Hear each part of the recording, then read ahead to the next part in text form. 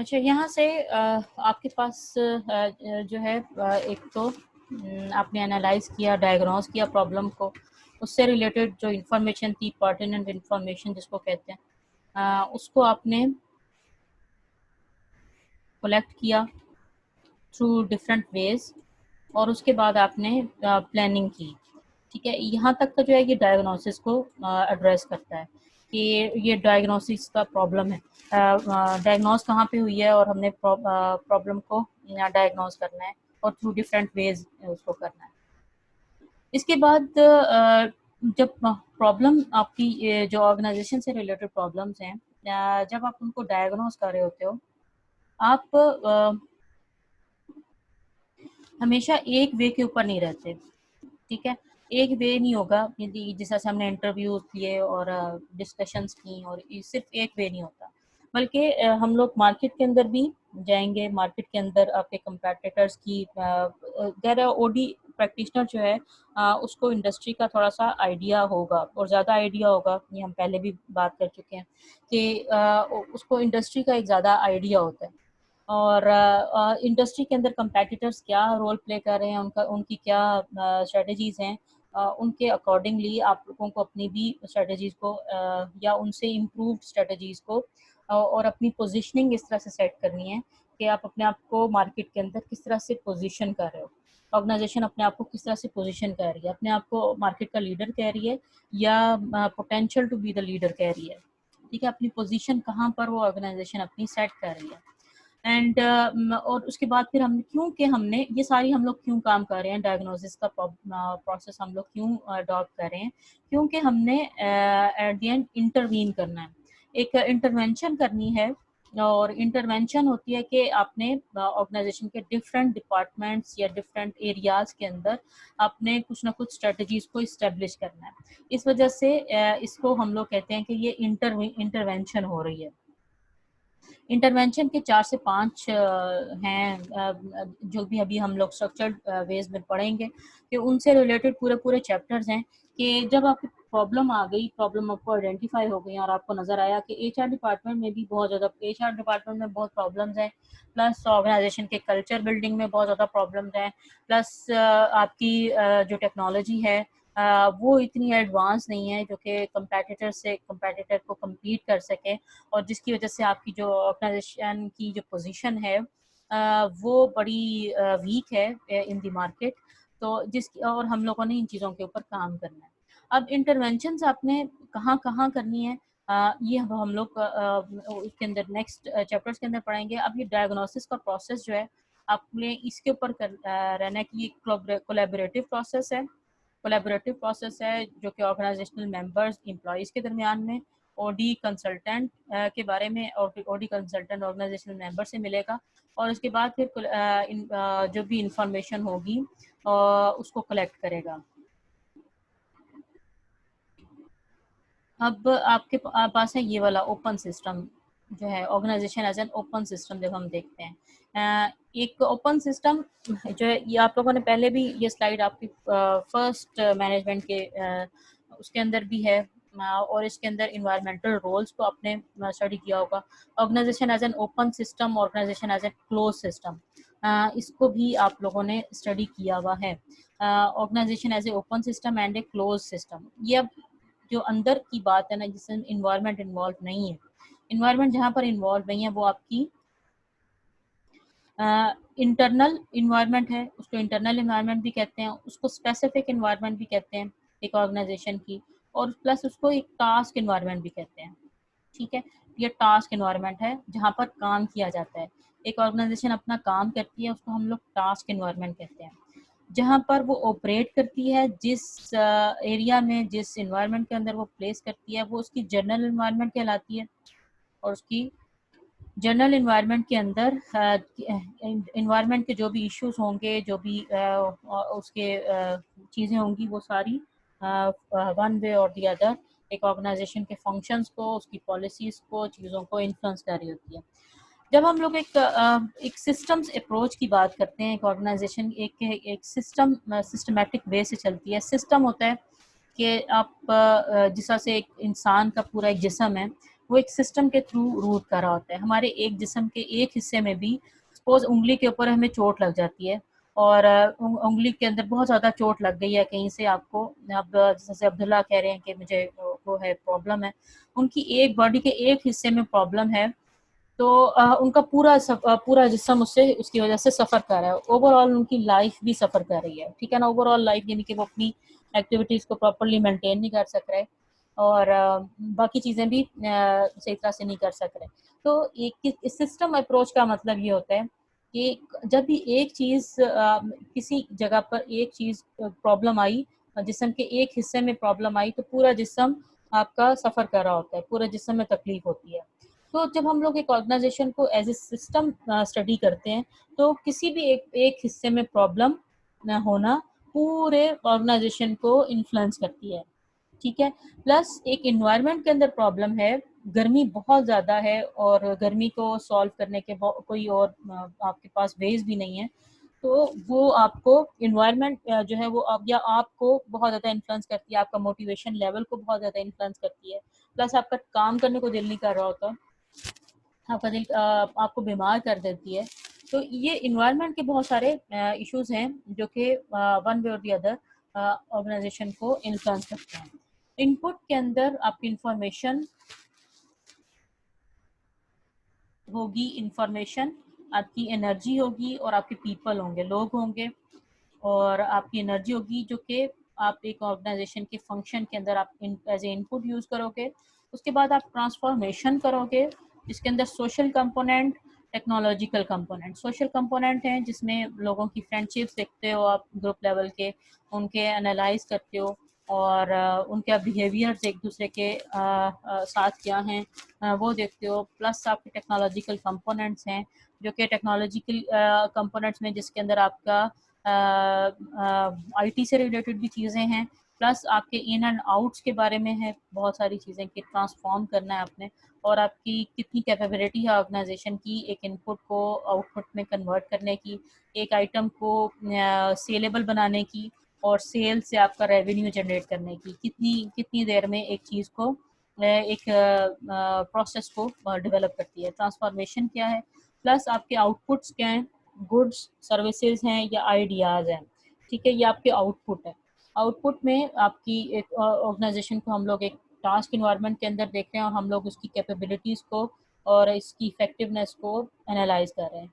अब जो OD practitioner है, हमेशा आपने ये बात हमेशा याद रखनी है, अगर आपका फाइनल एग्जाम हुआ उसके अंदर ये मैं आपसे क्वेश्चन ज़रूर पूछूंगी कि जो एक ऑर्गेनाइजेशन को देखा जाता है उसको एक लेवल ऑफ एनालिसिस होते हैं। हम आगे चलते हैं, इसमें स्टडी किया लेवल ऑफ एनालिसिस में, जिस तरह से अभी कुछ बच्चों को समझ भी आई है पहले वाली वीडियो से, जिसके अंदर एक ऑर्गेनाइजेशन लेवल का एनालिसिस है, एक है आपका ग्रुप लेवल का एनालिसिस और एक आपका इंडिविजुअल लेवल का एनालिसिस है, ठीक है।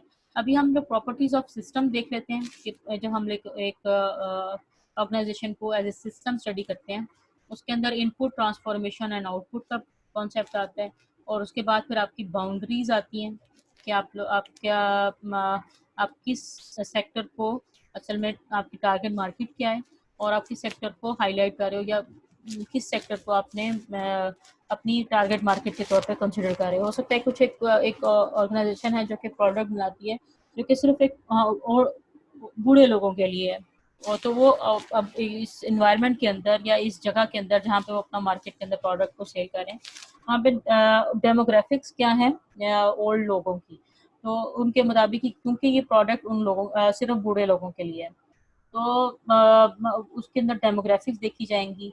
अब सपोज यहाँ पर पाकिस्तान के अंदर बूढ़े लोग कम हैं और जबकि यंग लोग ज़्यादा हैं, एक पाकिस्तान की ओवरऑल इन्वायरमेंट है और ओवरऑल जो इस वक्त के डेमोग्राफिक्स चल रहे हैं उसके अंदर यंगस्टर ज़्यादा हैं, बूढ़े लोग कम हैं। जबकि वेस्ट के अंदर आप लोगों को इसका भी अंदाज़ा होगा, अमेरिका के अंदर और यूरोप के अंदर बूढ़े लोग ज़्यादा हैं और मिडिल एजेस वाले भी उसके बराबर हैं, लेकिन यंगस्टर्स कम हैं। इसी तरह से जैसा कि चाइना की कुछ पॉलिसीज़ रहीं जो 30 इयर्स की थी, 30 इयर्स के ऊपर थी, उसके जो लास्ट चली थी उसके अंदर उनका वन चाइल्ड पॉलिसी चली थी, उन्होंने पॉपुलेशन को कंट्रोल करने के लिए वन चाइल्ड पॉलिसी दी थी। और उस वन चाइल्ड पॉलिसी की वजह से आफ्टर 30 इयर्स उन्होंने देखा कि उनके पास बूढ़े लोग ज़्यादा हो गए और उनके पास यंग लोग कम हैं। और यंग लोगों के कम होने की वजह से जो पूरी इकोनॉमी का बर्डन है वो सारा लिमिटेड लोगों के ऊपर आ गया है, जबकि एक्सपेंसेस अब बूढ़े लोग हो जाते हैं जब किसी भी इकोनॉमी के अंदर या किसी भी कंट्री के अंदर लोग ज़्यादा बूढ़े लोग होते हैं तो वो ज़ाहिर है कि काम नहीं करते और गवर्नमेंट उनको सपोर्ट कर रही होती है, उनको पेंशन्स दे रही होती है और ताकि उनका सर्वाइवल जो है वो मेंटेन हो सके। अब वो पेंशन ज़ाहिर है कि वो गवर्नमेंट के एक्सपेंडिचर्स में आता है और एक्सपेंसेस में आता है, तो इस वजह से उसके जो एक्सपेंसेस हैं वो बढ़ते हैं और ज़्यादा हैं और ज़्यादा हो गए हैं क्योंकि बूढ़े लोग ज़्यादा हैं, तो उनके उसके एक्सपेंसेस उसके अकॉर्डिंगली हैं और वो ज़्यादा हैं और वो एक्सपेंसेस ज़्यादा, जबकि अगर उनके देखोगे कि यंगस्टर्स वो कम है और यंगस्टर्स को ज़्यादा काम करना पड़ता है क्योंकि उन्होंने ज़्यादा रेवेन्यू जनरेट करना है गवर्नमेंट ने और पे कम करना है क्योंकि उनके expenditures relative to other countries उनके ज़्यादा हैं जो कि उनके ओल्ड लोगों के ऊपर यूज़ हो रहे हैं। तो ये डेमोग्राफिक्स हैं, कुछ डेमोग्राफिक करेक्टरिस्टिक्स होती हैं एक ओवरऑल इन्वायरमेंट की और जो कि इन्फ्लुएंस कर रही होती हैं ओवरऑल इकोनॉमिक पॉलिसीज़ को, एक ओवरऑल बिजनेस स्ट्रक्चर्स को और इस तरह की चीज़ें हैं। फिर बाउंड्रीज, एक तो ये है कि बाउंड्री क्या है आपकी अपने अपने बीइंग एक ऑर्गेनाइजेशन, आपको इन चीज़ों को एनालाइज करना होता है। फिर then feedback, feedback from the environment क्या है, फीडबैक फ्रॉम द कस्टमर्स क्या है, उन चीज़ों को एनालाइज करना है और एक ऑडिट प्रैक्टिशनर उस चीज़ को भी देखेगा। फिर इक्विफाइनलिटी, आपको बैलेंस मेंटेन करना होता है, बैलेंस अपनी इनपुट और आउटपुट और अपने रेवेन्यूज और इन चीज़ों के अंदर कहीं के एक्सेस ना हो, कहीं पे शॉर्टेज ना हो, तो इस बैलेंस को मेंटेन करना है। देन अलाइनमेंट, अलाइनमेंट है कि आपने हर चीज़ को अलाइन रखना है, इनपुट का आउटपुट के साथ जो ताल्लुक है उसकी अलाइनमेंट को मेंटेन करना है एक सिस्टम के अंदर, तो ताकि आपके ऑर्गेनाइजेशन के फंक्शंस एक तो एफिशिएंटली और इफेक्टिवली रूट हो सकें, परफॉर्म हो सकें और प्लस ऑर्गेनाइजेशन की जो फंक्शंस हैं और ओवरऑल डेवलपमेंट है उसकी तरफ ऑर्गेनाइजेशन अपना सफ़र मेंटेन कर सके। तो इसके बाद आपके जो 3 लेवल ऑफ एनालिसिस मैंने बोला है, इसके अंदर ऑर्गेनाइजेशन लेवल डायग्नोस्टिक मॉडल, ये आपने उस वीडियो के अंदर भी देखा है, जिसके अंदर इनपुट है, डिज़ाइन कंपोनेंट्स हैं जो कि ये कंपोनेंट्स की सूरत में, और आउटपुट है। इसके अंदर आउटपुट ऑर्गेनाइजेशनल इफेक्टिवनेस को इंश्योर करती है कि हम लोग जब एक ऑर्गेनाइजेशन को एट ऑर्गेनाइजेशन लेवल पे देखेंगे तो जो हमारा डायग्नोस्टिक मॉडल है उसके अंदर हम लोग एक तो जनरल एनवायरनमेंट को स्टडी करेंगे, प्लस हम लोग एक इंडस्ट्रियल स्ट्रक्चर जो कि इनपुट की सूरत में हम लोग देख रहे हैं, जनरल एनवायरनमेंट प्लस आपका इंडस्ट्री स्ट्रक्चर, ये दोनों जो चीज़ें हैं आपकी इनपुट हैं। और उसके बाद फिर आप लोग डिज़ाइन कंपोनेंट्स और आप उसके मुताबिक जो भी आपको इनपुट आएगा जनरल इन्वायरमेंट से क्या आपको आ रहा है टास्क, तो हमने अपनी टास्क इन्वायरमेंट को उसके कंपोनेंट्स को अकॉर्डिंग टू जनरल एनवायरनमेंट अपने अलाइन करना है और अलाइन करने के बाद उसको री इस्टेब्लिश करना है on the grounds of the general environment कि इंडस्ट्री से आपका फीडबैक क्या आ रहा है। इन डिज़ाइन कंपोनेंट्स के अंदर टेक्नोलॉजी है, टेक्नोलॉजी को आपने किस तरह से डिज़ाइन करना है और किस टेक्नोलॉजी किस लेवल की होनी चाहिए। देन स्ट्रेटजी है, डिज़ाइन कंपोनेंट्स में स्ट्रक्चर है ऑर्गेनाइजेशन का, ओवरऑल स्ट्रक्चर, जब हम लोग एक ऑर्गेनाइजेशन की बात करेंगे हम लोग टेक्नोलॉजी की ओवरऑल बात करेंगे throughout the organisation, strategy एक ऑर्गेनाइजेशनल स्ट्रेटजी की बात करेंगे, not just the HR related strategy या ऑपरेशनल स्ट्रेटजी या कल्चरल स्ट्रेटजी, इनको हम लोग सिर्फ एक डिपार्टमेंट्स के ऊपर इसको सिर्फ फोकस नहीं करेंगे, बल्कि हम लोग एक ओवरऑल ऑर्गेनाइजेशन को एज ए यूनिट एक सिस्टम के तौर पर हम लोग देखते हुए एक ऑर्गेनाइजेशन के सिस्टम को बताएंगे कि ये डिज़ाइन कंपोनेंट्स इनसे रिलेटेड ओवरऑल ऑर्गेनाइजेशन को किस तरह से इम्प्रूव करना है। देन एचआर सिस्टम्स हैं, अब एचआर सिस्टम्स और एचआर डिपार्टमेंट के जो फंक्शंस हैं वो दोनों डिफरेंट होंगे। एचआर सिस्टम किस तरह से ओवरऑल रूट करेगा और थ्रू आउट द ऑर्गेनाइजेशन कैसे उसके सिस्टम्स को, उसकी आईटी डिपार्टमेंट को किस तरह से फंक्शनल बनाया जाएगा कि और आईटी डिपार्टमेंट की और एचआर डिपार्टमेंट की कैसे अलाइनमेंट होगी कि कहीं पे भी कोई बैठा हुआ उसको किस तरह से उसको एनालाइज करने के लिए उन चीज़ों को देख सकता है। देन मेजरमेंट सिस्टम्स हैं कि मेजरमेंट सिस्टम्स आपकी ओवरऑल ऑर्गेनाइजेशन के फंक्शंस, ऑपरेशंस, आपकी सेल्स प्लस आपके एम्प्लॉयज़ की प्रोडक्टिविटी, एम्प्लॉयज़ की मोटिवेशन लेवल, ये सारे मेजरमेंट सिस्टम्स हैं जो कि एक ऑर्गेनाइजेशन लेवल पे। Then leadership in the organisation, then team structures in the organisation, then aggressiveness of the employees in the organisation, ये सारे मिल के चीज़ें मिलकर ये एक ऑर्गेनाइजेशन लेवल के ऊपर ये एक ऑर्गेनाइजेशन का कल्चर बिल्डअप करती हैं। और जो कल्चर की इम्पोर्टेंस है वो आपको इस बात से भी अंदाज़ा लगा सकते हो कि कल्चर ही होता है एक ऑर्गेनाइजेशन का जो कि एक अगर वो कम्पेटिटिव होगा, अगर वो न्यूली इस्टेब्लिश्ड रूल्स और पॉलिसीज़ के थ्रू रूट हुआ होगा तो ही ऑर्गेनाइजेशन कम्पेटिटिवली अच्छा ऑपरेट कर रही होंगी और मार्केट लीडर्स होंगी। जब एक ऑर्गेनाइजेशन अपने आप को एक मार्केट लीडर कंसिडर कर रही है तो उसके लिए ये ज़रूरी है कि वो सबसे पहले अपने ऑर्गेनाइजेशन का कल्चर वो अच्छी ग्राउंड्स के ऊपर इस्टेब्लिश करे, प्लस उसको इम्प्रूव करने के लिए हर वक्त स्ट्रेटजीज अपनाती रहे। तो ये सब चीज़ें हम लोग करते हैं ऑर्गेनाइजेशन की इफ़ेक्टिवनेस को इम्प्रूव करने के लिए। ऑर्गेनाइजेशन की इफेक्टिवनेस को, ओवरऑल इफेक्टिवनेस को इंश्योर करने के लिए ये सब काम किए जाते हैं ऑर्गेनाइजेशन लेवल के। देन आपके पास इस अभी तक किसी के पास कोई क्वेश्चन? जी, समझ आ रही है सारी बातों की? No ma'am. नहीं समझ आई? क्या है क्या यस कहना? Ma'am. Yes ma'am, no ma'am क्या होता है? एक बात में आपने कहा नो मैम और दूसरी बात में कहा यस मैम।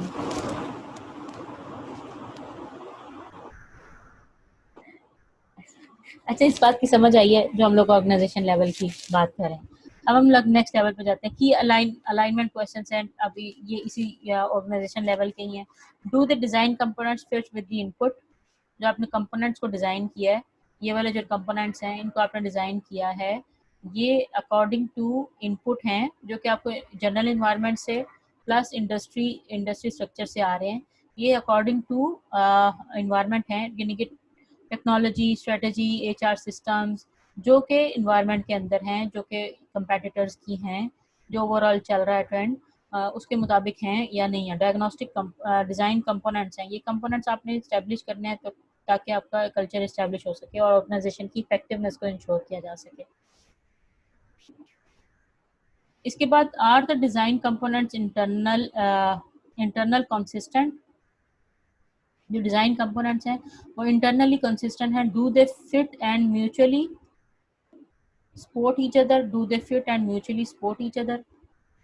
अब ये सारे दोनों कंपोनेंट्स इंडस्ट्री के और इन्वायरमेंट के और प्लस आपके ये सारे आपस में एक दूसरे के साथ अलाइन करते हैं या नहीं करते, फिट करते हैं या नहीं करते, और म्यूचुअली सपोर्ट ईच अदर, एक दूसरे को सपोर्ट करते हैं या नहीं करते। ठीक है, ये अलाइनमेंट के की अलाइनमेंट क्वेश्चंस हैं।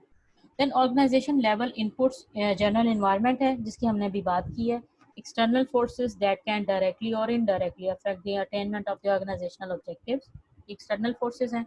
Social, technological, ecological, economic and political factors. अभी हमने बात की है सोशल फैक्टर्स की, डेमोग्राफिक फैक्टर्स की बात की है हमने, टेक्नोलॉजिकल फैक्टर्स की बात की है, इकोनॉमिक फैक्टर्स की बात की है, पॉलिटिकल फैक्टर्स की बात की है। इकोलॉजिकल फैक्टर्स क्या होते हैं? किसी को कोई आइडिया हो? हम्म इकोलॉजिकल फैक्टर, इकोसिस्टम, ये जो हमारा इन्वायरमेंट आ रहा है मैम, इसमें आएंगे। हाँ, इकोलॉजिकल सिस्टम हमारे इन्वायरमेंट को देख के जो भी चीज़ें की जाती हैं वो सारी इकोलॉजिकल सिस्टम में आती हैं। इन्वायरमेंट के अंदर जो इकोलॉजी है ना, ऑर्गेनाइजेशन इकोलॉजी, ये एक बहुत बड़ी थ्योरी है। और इकोलॉजी जो है इसको हम लोग पढ़ते हैं, इसके डायनामिक्स असल में ये आया मेडिकल फील्ड के अंदर से। और इकोलॉजी जो है वो ऑर्गेनाइजेशन इकोलॉजी जो है, यानी कि उसका जो पूरा सिस्टम है, उसमें ऑर्गेनाइजेशन की बर्थ और डेथ, यानी कि ऑर्गेनाइजेशंस की बर्थ और डेथ को देखा जाता है। यानी कि एक इन्वायरमेंट है, एक प्लेस है, सपोज एक गुजरांवाला की इन्वायरमेंट है, और उसके अंदर ऑर्गेनाइजेशंस आपने देखी होंगी। आप रिटेल के लिए मार्केट में जाते हो, शॉपिंग करने के लिए जाते हो, उसके अंदर आप लोगों ने देखा होगा। मैं भी अक्सर जब जाती हूँ महीने 2 महीने बाद, अगर सेटेलाइट टाउन मार्केट का चक्कर लगे मेरा, या मैं किसी और मार्केट में जाऊँ, तो मुझे पुरानी शॉप्स नहीं नज़र आती हैं अक्सर, और उनकी जगह पे नए ब्रांड्स आ जाते हैं, नई शॉप्स आ जाती हैं। और इसी तरह बिजनेसेस हैं। बिजनेसेस के अंदर हम लोग जब इकोलॉजी की बात करते हैं, हम ओवरऑल ऑर्गेनाइजेशनल सस्टेनेबिलिटी की बात करते हैं, कि ओवरऑल ऑर्गेनाइजेशंस जो हैं उसकी डेथ्स की बात करते हैं, उसकी बर्थ की बात करते हैं। ऑर्गेनाइजेशन एक एंटिटी है ना, एंटिटी है, मतलब कि उसको हम लोग एक एंटिटी के तौर पर ट्रीट करते हैं ऑर्गेनाइजेशन को। और जब एक फर्म बनती है या एक ऑर्गेनाइजेशन ऑपरेट करना शुरू होती है, तो उसको हम लोग उसकी बर्थ कहते हैं, कि इसकी बर्थ हुई है एक ऑर्गेनाइजेशन की। और जब वो फंक्शंस प्रॉपरली ना कर सकी हो, या परफॉर्म ना कर सकी हो, अपनी अपनी अपनी मेंटेनेंस मेंटेन ना कर सकी हो अपने ऑपरेशंस, तो उसकी वजह से जो उसको सफ़र करना पड़ा है, तो वो उसकी डेथ की तरफ हुई। तो इसी तरह इकोलॉजिकली या इकोलॉजिकल का जो कॉन्सेप्ट है, वो आपकी सस्टेनेबिलिटी के साथ अटैच्ड है। सस्टेनेबिलिटी ये है कि आपने मार्केट के अंदर सस्टेन करना है, अपनी पोजीशन को लॉन्ग टर्म बनाना है, एक ऑर्गेनाइजेशन को लॉन्ग टर्म ग्राउंड्स के ऊपर इस्टेब्लिश करना है, कि वो साल हर साल ऑपरेट करती रहे और ऑपरेट करेगी। जी बेटे माजिदा। मैम ये डेथ का आप कह रहे हैं, तो ये इसमें तो वो इनोवेशन नहीं आएगी, खत्म होने का तो नहीं ना आएगा? लाइक जैसे अगर एग्जांपल लीजिए, जैसे स्टोन एज थी, आयरन एज थी, फिर उसके बाद 21st सेंचुरी आई, तो इसमें इनोवेशन नहीं आई? डेथ आप कह रहे हैं कि एक चीज सिस्टम खत्म हो रहा है, हम्म। सिस्टम खत्म होके न्यू नहीं आ रहा, लाइक उसमें फिर डेथ तो नहीं ना इन्वॉल्व होगी? हाँ, आपका बिल्कुल वेरी गुड, आपने बड़ा अच्छा क्वेश्चन किया है। ये भी मुझे बताया है कि आप अच्छे तरीके से उसको लिसन कर रहे हो बात को। Very good Majida. क्वेश्चन बहुत अच्छा है, और उन्होंने कहा है कि एक सिस्टम को आप एक रनिंग पोजीशन के ऊपर देख रहे हो। ठीक है, एक मार्केट के अंदर एक आपकी रहती है प्रेजेंस, आपकी रहती है, लेकिन आपने जब तक उस फॉर्म को चेंज नहीं किया, जब तक आपने उस चेंज को अडॉप्ट नहीं किया अकॉर्डिंग टू द इन्वायरमेंट, तो आपकी ऑर्गेनाइजेशन ख़त्म हो जाएगी। अब सपोज एक कंपनी है जो कि काम करती है, जो बनाती रही है, जब 2000 स्टार्ट हुआ, 2001 स्टार्ट हुआ, 95 से जो बनाती आ रही है, और उसके एक डेकेड देख लिया अपना, जिसके अंदर वो पीसीज बनाती है, कंप्यूटर्स बनाती है। और उसने अपनी कैपेबिलिटी को डेवलप नहीं किया अकॉर्डिंग टू टाइम, और उसने ये चीज़ें मार्केट के अंदर नहीं एनालाइज की कि इस वक्त का क्या ट्रेंड चल रहा है।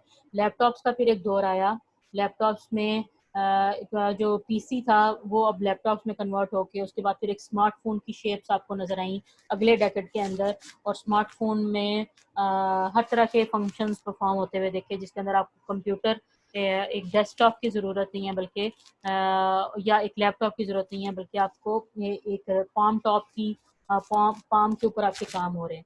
ठीक है, ये टेक्नोलॉजिकल एडवांसेस हैं। एक कंपनी ये सोच लेती है कि मुझे ही पीसीज ही बनानी है, मैं कंप्यूटर को बनाने में ही कैपेबल हूँ, तो उसने मार्केट को एनालाइज नहीं किया, कंपेटिटर्स को स्टडी नहीं किया, और उन कंपेटिटर्स को सामने रखते हुए ऐसा हुआ कि उन पीसी की जो डिमांड है वो बहुत लिमिटेड हो गई, और उसकी वजह से क्योंकि सारा कस्टमर लैपटॉप खरीद रहा है या स्मार्टफोन खरीद रहा है, अब वो कंपनी को जब तक वो नहीं करेगी, या उसने अपने आप को रेनोवेट नहीं किया, या इनोवेशन नहीं अपने अंदर लेके आई, तो वो उसकी डेथ हो गई, क्योंकि उसने अपनी कैपेबिलिटीज को। अब ज़ाहिर है कि जब आपकी एक सेल नहीं हो रही मार्केट के अंदर, आपका स्टक हो जाता है, एक रेवेन्यू आपका स्टक हो गया, आपकी सेल नहीं हो सक रही, तो वो एक स्टक हो जाती है, तो उसका मतलब है ख़त्म हो जाती है, और रेवेन्यू जनरेट नहीं कर सक रही, तो उसकी वो डेथ की तरफ चली जाती है। जब एक ऑर्गेनाइजेशन खत्म हो जाती है, इसको कहते हैं हम लोग कि ऑर्गेनाइजेशन की डेथ हो गई है। तो हम लोग इकोलॉजिकल पर्सपेक्टिव में उसको इस तरह से देखते हैं, यानी कि इकोलॉजी से रिलेटेड जो एक थ्योरी है उसमें अंदर ऑर्गेनाइजेशंस की बर्थ और उसकी डेथ्स को देखा जाता है। ठीक है, उसकी हमने बर्थ को मेंटेन करना है कि उसको सस्टेनेबिलिटी के थ्रू, जब तक हम लोग उसको सस्टेनेबल नहीं बनाएंगे, सस्टेनेबिलिटी की ग्राउंड्स के ऊपर इस्टेब्लिश नहीं करेंगे, अकॉर्डिंग टू इन्वायरमेंट उसको चेंजेस को एक्सेप्ट नहीं करेंगे, तब तक ऑर्गेनाइजेशन के अंदर सस्टेनेबिलिटी नहीं आएगी और उसकी बर्थ मेंटेन नहीं हो सकेगी। जी, क्वेश्चन का आंसर हो गया। इकोनॉमिक और पॉलिटिकल फैक्टर्स को मैंने पहले ही डिस्कस किया हुआ है। जी, इकोलॉजिकल से रिलेटेड माजिदा बेटे आपका हो गया क्वेश्चन? यस मैम, क्लियर है। ठीक है, very good. Thank you ma'am. अच्छा जी, इंडस्ट्री स्ट्रक्चर है, इसके बाद इंडस्ट्री स्ट्रक्चर के अंदर एक्सटर्नल फोर्सेस हैं। एक्सटर्नल फोर्सेस में टास्क एनवायरनमेंट, जो कि हम बात करते हुए आ रहे हैं अभी तक, that can directly affect the organisation. ठीक है, एक्सटर्नल फोर्सेस जो कि टास्क एनवायरनमेंट से आ रही हैं, that can directly affect the organisation. अब इंडस्ट्री स्ट्रक्चर, इंडस्ट्री के अंदर जो कि आपकी इंडस्ट्री है वो आपके टास्क एनवायरनमेंट को कंसिडर की जाती है। वो अगर उसके अंदर कुछ चेंजेस आ रहे हैं, सपोज एक जिस तरह से गुजरांवाला के अंदर सिरामिक्स की इंडस्ट्री है, वो बहुत बुरी तरह से सफ़र हुई क्योंकि गैस की सप्लाई नहीं थी, और बहुत सारे फैमिलीज, हो सकता है आप लोगों में से भी किसी का सिरामिक्स से रिलेटेड कोई बिजनेस हो, तो ये एक्स्ट्रा टास्क इन्वायरमेंट जो कि इफेक्ट हुई, इन्फ्लुएंस हुई ड्यू टू शॉर्टेज ऑफ सुई गैस, तो उसकी वजह से पूरी ओवरऑल जो है इंडस्ट्री डाउनफॉल का शिकार हुई और बहुत सारे बिजनेसेस उससे रिलेटेड बंद हो गए। इससे ओपोजिट कंपेटिटर्स ने या लोगों ने क्या सोचा, जिनके पास रेवेन्यू था, उन लोगों ने इंपोर्ट शुरू कर दी रिलेटेड टू सिरामिक प्रोडक्ट्स। तो ये सारी इंडस्ट्री स्ट्रक्चर है, इंडस्ट्री से रिलेटेड है। अब सियालकोट के अंदर स्पोर्ट्स की बहुत बड़ी इंडस्ट्री है, स्पोर्ट्स गुड्स बनाई जाती हैं, और अगर मार्केट ग्लोबली चाइना ने एक फुटबॉल बनाना शुरू किया जो कि मशीन से बनता था। अब वो मशीन से बनना वाला और एक हाथ से बना हुआ फुटबॉल में बहुत ज़्यादा फ़र्क होता है। अगर सियालकोट की ये इंडस्ट्री अपने सिर्फ हैंडमेड फुटबॉल की वजह से बहुत फेमस है, और उसके पूरी दुनिया के अंदर क्योंकि फुटबॉल का बहुत ज़्यादा इम्पोर्टेंस है, बहुत फुटबॉल खेला जाता है, और यानी पाकिस्तान के अंदर तो फेमस, पाकिस्तान और इंडिया के अंदर क्रिकेट फेमस है, लेकिन ओवरऑल फुटबॉल को बहुत ज़्यादा दुनिया के अंदर वो खेला जाता है, और पूरे दुनिया को जब सप्लाई की जाती है, एक ख़ास इलाके से प्रोडक्ट्स कुछ जाती हैं और फुटबॉल की प्रोडक्ट्स जाती हैं, और उनकी कम्पेटिटिवनेस उनकी इसकी वजह से इंश्योर की जाती है कि वो हैंडमेड है, और उनकी वो अच्छे फुटबॉल्स हैं क्योंकि वो हैंडमेड हैं। अब ये सारी जो इंडस्ट्री का जो स्ट्रक्चर है, जब हम इंडस्ट्रीज़ को, डिफरेंट इंडस्ट्रीज़ को एनालाइज करते हैं, तो उसके अंदर भी आपकी पूरी इन्वायरमेंट और आपकी कंपेटिटिव प्रोडक्ट्स की अवेलेबिलिटी ऑफ द प्रोडक्ट्स और इन सब चीज़ों को देखा जाता है। देन इंडस्ट्री के अंदर ही कस्टमर्स, सप्लायर्स, सब्सटीट्यूट प्रोडक्ट्स, अब फुटबॉल से रिलेटेड सब्सटीट्यूट प्रोडक्ट्स क्या हैं, न्यू एंट्रेंट्स क्या हैं, रिवलरी अमंग कंपेटिटर्स, कंपेटिटर्स के दरमियान में किस किस्म की रिवलरी है। अब रिवलरी इसके अंदर मशीन प्रोडक्ट्स हैं और हैंडमेड प्रोडक्ट्स हैं, और उनकी वजह से कंपेटिटिवनेस को इंश्योर किया जाता है, मेंटेन रखी हुई है सियालकोट की इंडस्ट्री ने स्पोर्ट्स के अंदर।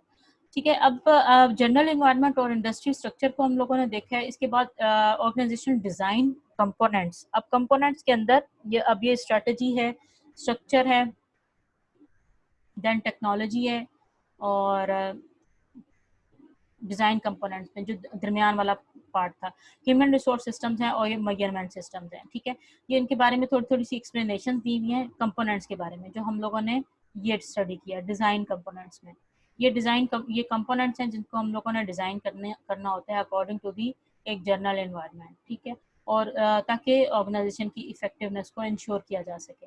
इससे रिलेटेड मैंने ये सारी चीज़ें भी आप लोगों के साथ शेयर कर ली हैं, एक्सप्लेन कर दी हैं। इसके बाद आउटपुट है। आपको किस बच्चे को पता है कि आउटपुट और आउटकम में क्या फ़र्क है? आउटपुट और आउटकम में क्या फ़र्क है? कौन बताएगा? जो रह गया था वो अपनी क्लास पार्टिसिपेशन एंटर करवा ले। इस वक्त सारे बच्चे हैं। आउटपुट में और आउटकम में क्या फ़र्क है? कोई एक बच्चा आइडिया दे दें थोड़ा सा। मैम आउटकम तो रिजल्ट होता है बेसिकली, एंड आउटपुट ये होता है कि हमने लाइक आउटपुट मैम ये होगा कि लाइक अगर हमारा एक एम्प्लॉय है, हम उस पर इन्वेस्ट करें तो वो हमें क्या काम करके देता, लाइक वो उसका आउटपुट होगा, हाँ, उस पे इन्वेस्टमेंट हमारा इनपुट होगा। उस पे क्या? उस पे इन्वेस्टमेंट हमारा इनपुट होगा। नहीं, मैंने इनपुट और आउटपुट में तो फ़र्क नहीं पूछा ना, मैंने आउटपुट और आउटकम में फ़र्क पूछा है। आउटपुट को मैं डिफाइन करने के लिए इनपुट का मैंने साथ कहा है। अच्छा ठीक है, ठीक है। और आउटकम क्या है? और आउटकम मैम किसी चीज का रिजल्ट होता है, हुँ, लाइक जो एंड रिजल्ट होता है बेसिकली। हुँ।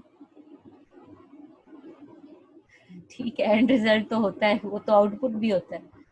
लेकिन आउटकम क्या होता है?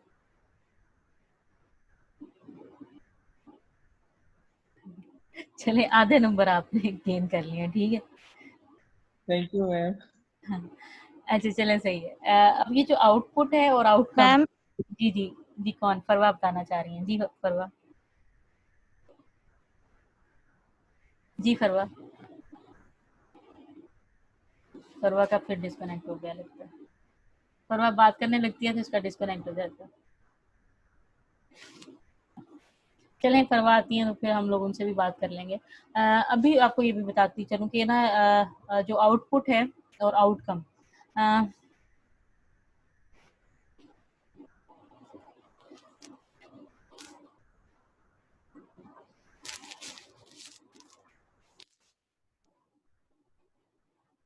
जी फरवा, आपका डिस्कनेक्ट हो गया था। मैम जी जी, क्या होता है अंदर? मैम आउटपुट वो होती है कि जो हम लोग देखते हैं कि हमारी ऑर्गेनाइजेशन जो है क्या प्रोड्यूस कर रही है, उसकी एक्टिविटीज क्या है, मतलब फाइनली उसका जो वो प्रोडक्ट तैयार जो वो बना रही है वो क्या हमें रिजल्ट दे रही है। और आउटकम ये होता है कि उसमें हम देखते हैं कि हमारी ऑर्गेनाइजेशन की परफॉर्मेंस देखते हैं और अचीवमेंट देखते हैं जोन से वो सर्विसेज और प्रोडक्ट्स अपने आगे मतलब दे रही है, ऑर्गेनाइजेशन हमें प्रोवाइड कर रही है। ठीक है। आपका 70% मैं आंसर ठीक कंसिडर कर लेती हूँ। ठीक है, वेरी गुड। परफॉर्मेंस को देखा जाता है, आउटकम में वेरी गुड। आपने बताया कि परफॉर्मेंस को देखा जाता है, प्लस इसके अंदर जो आउटपुट और आउटकम में जो मेन डिफरेंस है वो क्वालिटी का डिफरेंस है। ठीक है, ये चीज़ आपने याद रखनी है कि एक क्वालिटी आउटपुट जो है, क्वालिटी किसी भी किस्म की होगी, या क्वालिटी आउटपुट को हम लोग आउटकम बोलेंगे। ठीक है, आउटकम का मतलब ये है कि क्वालिटी आउटपुट, कितनी की क्वालिटी प्रोड्यूस हुई है। एक ऑर्गेनाइजेशन नंबर फोकस्ड है और वो सिर्फ 100 आइटम्स को 10 डेज में बनाना चाहती है, तो वो एफिशिएंट है और वो 10 डेज में वो 100 आइटम की बजाय वो 7 डेज में एक 100 आइटम्स को प्रोड्यूस कर देती है। उसने क्वांटिटी को इंश्योर कर दिया, वो एफिशिएंट रही। ठीक है, ये एफिशिएंसी से रिलेटेड है जिसके अंदर उसने आउटपुट को इंश्योर किया। अब 100 आइटम्स प्रोड्यूस्ड आइटम्स में से सपोज 70 आइटम्स क्वालिटी आइटम्स हैं, जबकि 30 आइटम्स बिलो क्वालिटी आइटम्स हैं या बिलो स्टैंडर्ड हैं। तो जब वो बिलो स्टैंडर्ड की जब हम बात करेंगे तो वो उसके यानी कि 70% हम कहेंगे उसका आउटकम है, जबकि आउटपुट उसका 100% है। आउटपुट 100% है और 70% उसका आउटकम है। अब आउटकम आपकी क्वालिटी आउटपुट से है, जिसकी वजह से हम लोग ये कहेंगे कि इफेक्टिव नहीं है, ऑर्गेनाइजेशन की इफेक्टिवनेस नहीं है। आउटकम इफेक्टिवनेस को इंश्योर करता है, जबकि आउटपुट आपकी एफिशिएंसी को इंश्योर करता है। ठीक है, ये क्लियर हुई बात? यानी कि आपने आपके जो मीन्स हैं, मीन्स ऑफ प्रोडक्शन या मीन्स को जो देखता है वो आपकी इफेक्टिवनेस करता है, और जो कि एंड्स को देखता है वो आपका आउटपुट करता है। ठीक है। आपके मीन्स, आपके वेज, आपकी रोजी कमाने के वेज आपके अच्छे होने चाहिए, हलाल होने चाहिए। वो आपकी इफेक्टिवनेस को करता है।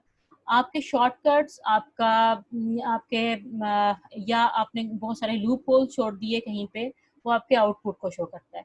आपने एक चीज कमा ली, आप कहा जाता है करोड़ कमा के दिखाएं, ठीक है। 1 करोड़ आपने कमाने का मतलब है कि आपने इस चीज को इंश्योर करना है कि आपने इफेक्टिवनेस भी रखनी है और एफिशिएंसी भी रखनी है। अब एक ऑर्गेनाइजेशन को 1 करोड़ का एक टारगेट है, उसने अब 1 करोड़ कमा के दिखाना है। अब उसके वेज होंगे कि वो किन वेज के थ्रू गुजर के आई और उसने 1 करोड़ रुपया कमाया, ठीक है। तो जो वेज है वो आपकी इफेक्टिवनेस और आपके यानी कि कितना क्वालिटी आउटपुट वो दे सकी। या आपने जैसे अभी वो मूवी के अंदर भी ये देखा है कि उनको आउटपुट से अपना गर्ज था ज़्यादा, जो सेगल ग्रुप ऑफ कंपनीज थी उसके अंदर उनको आउटपुट से ज़्यादा अपना था कि हम लोगों ने एक तो फर्स्ट मूवर एडवांटेज लेना है, प्लस आपने अपने आउटपुट को इंश्योर करना है कि आपने प्रॉफिटेबिलिटी को, यानी कि जिसको वो बॉटम लाइन कहते हैं, कि हमने बॉटम लाइन को इंश्योर करना है।